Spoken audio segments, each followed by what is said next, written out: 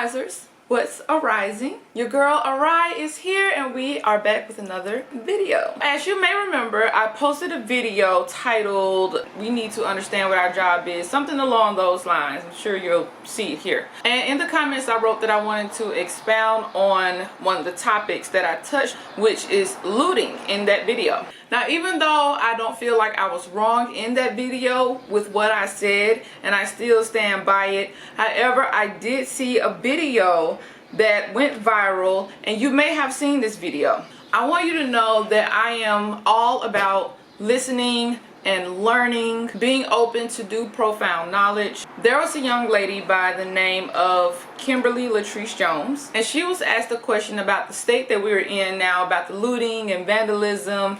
And honey, ooh, when I tell you, she gave us a read. I loved it. It broadened my thoughts on this looting business. And like I said, I love learning. I love seeing a different side of things when it makes sense. And even though I didn't know quite a bit of information that she was talking about, she still opened my mind in a different way. And I just freaking loved it. So I'm gonna play this clip. And if you haven't seen this video, I would love to see your comments of what you think about this video and the statements that she made. Because listen, she was spitting some facts. So check out this clip. So I've been seeing a lot of things talking about people making commentary. Interestingly enough, the ones I've noticed that have been making the commentary are wealthy black people making the commentary about we should not be rioting, we should not be looting, we should not be tearing up our own communities. And then there's been an argument of the other side of we should be hitting them in the pocket. We should be focusing on the blackout days where we don't spend money. But, you know, I feel like we should do both. And I feel like I support both. And I'll tell you why I support both.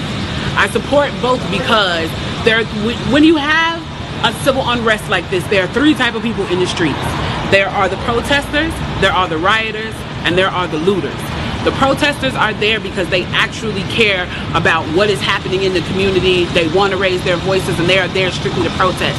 You have the rioters who are angry, who are anarchists, who really just want to fuck shit up, and that's what they're going to do regardless. And then you have the looters. And the looters almost exclusively are just there to do that, to loot. Now, people are like, well, what did you gain? Well, what did you get from looting? I think that as long as we're focusing on the what, we're not focusing on the why, and that's my issue with that. As long as we're focusing on what they're doing, we're not focusing on why they're doing. And some people are like, well, those aren't people who are legitimately angry about what's happening. Those are people who just want to get stuff. Okay, well then, let's go with that. Let's say that's what it is. Let's ask ourselves why in this country in 2020, the financial gap between poor blacks and the rest of the world is at such a distance that people feel like their only hope and only opportunity to get some of the things that we flaunt and flash in front of them all the time is to walk through a broken glass window and get it. That they are so hopeless that getting that necklace, getting that TV, getting that change, getting that bed, getting that phone, whatever it is that they're going to get, is that in that moment when the riots happen and if they present an opportunity of looting, that's their only opportunity to get it. We need to be questioning that why. Why are people that poor? Why are people that broke? Why are people that food insecure, that clothing insecure, that they feel like their only shot, that they are shooting their shot by walking through a broken glass window to get what they need? And then people want to talk about, well, there's plenty of people who pulled themselves up by their bootstraps and got it on their own. Why can't they do that? Let me explain to you something about economics in America. And I'm so glad that as a child, I got an opportunity to spend time at Push where they taught me this, is that we must never forget that economics was the reason that black people were brought to this country. We came to do the agricultural work in the South and the textile work in the North. Do you understand that? That's what we came to do. We came to do the agricultural work in the South and the textile work in the North. Now, if I right now decided that I wanted to play Monopoly with you. And for 400 rounds of playing Monopoly, I didn't allow you to have any money. I didn't allow you to have anything on the board. I didn't allow for you to have anything.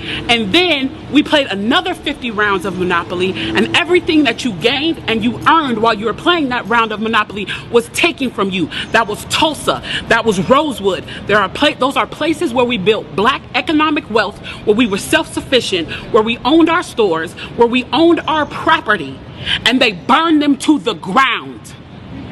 So that's 450 years.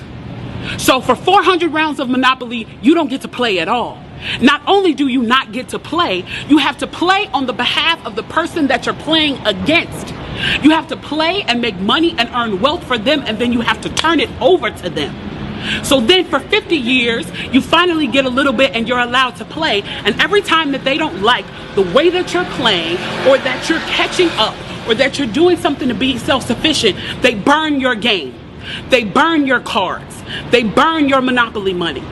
And then finally at the release and the onset of that, they allow you to play, and they say, okay, now you catch up. Now at this point, the only way you're going to catch up in the game is if the person shares the wealth, correct? But what if every time you share the wealth, then there's psychological warfare against you to say, oh, you're an equal opportunity hire. So if I played 400 rounds of Monopoly with you, and I had to play and give you every dime that I made, and then for 50 years, every time that I played, if you didn't like what I did, you got to burn it like they did in Tulsa and like they did in Rosewood, how can you win? How can you win? You can't win. The game is fixed. So when they say, why do you burn down the community? Why do you burn down your own neighborhood? It's not ours. We don't own anything. We don't own anything. Trevor Noah said it so beautifully last night. There's a social contract that we all have, that if you steal or if I steal, then the person who is the authority comes in and they fix the situation. But the person who fixes the situation is killing us. So the social contract is broken.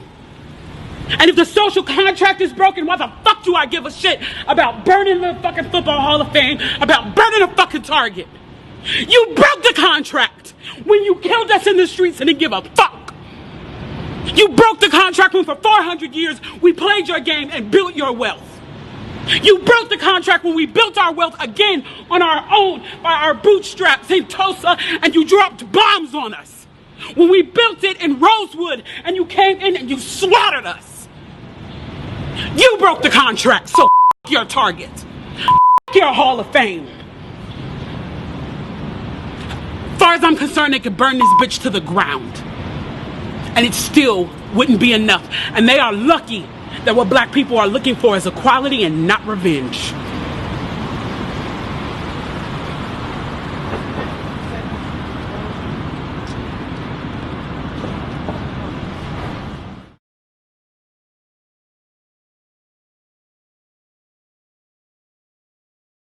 As you saw, Kimberly from start became very passionate as she kept on dropping knowledge, dropping jewels about going through our history, building wealth to destruction and never really coming back from that. The reasons behind our actions today, where our anger is coming from. This was such a great clip. I wanted to make this a part of my channel, and it is important for us to even take this clip to heart, soak up this correct history. And I also want to say this. So much of our history has been erased, whitewashed, and covered up. Research is imperative. Super, de-duper, important. And I just cannot stress that enough. Thought to ponder. Why do you think Independence Day is so widely celebrated? We know so much about it than Juneteenth. There are still a lot of blacks that don't know about Juneteenth. You know, before COVID hit, I was looking at Wild 'N Out, right? And one of the questions, it was a game they were playing, what big event happened the day DJ Wreck was born? And Emmanuel came out and said, what is Juneteenth? I was like, oh.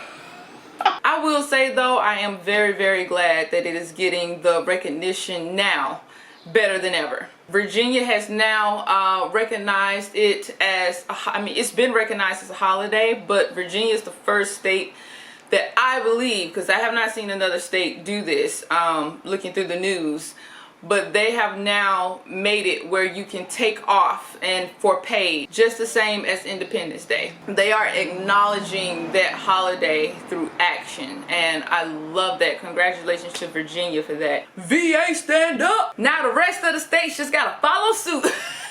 Thank you guys so much for checking out my channel and clicking on this video. Don't forget to subscribe and become an Arizer. Hit that like button. Comment your thoughts below. Don't forget to follow me on Instagram, ARYE Harmony. And I will see you guys into the next video. Peace. Is anybody missing wearing makeup and lippies anymore? Fit me like a puzzle piece. Be the jig to my saw.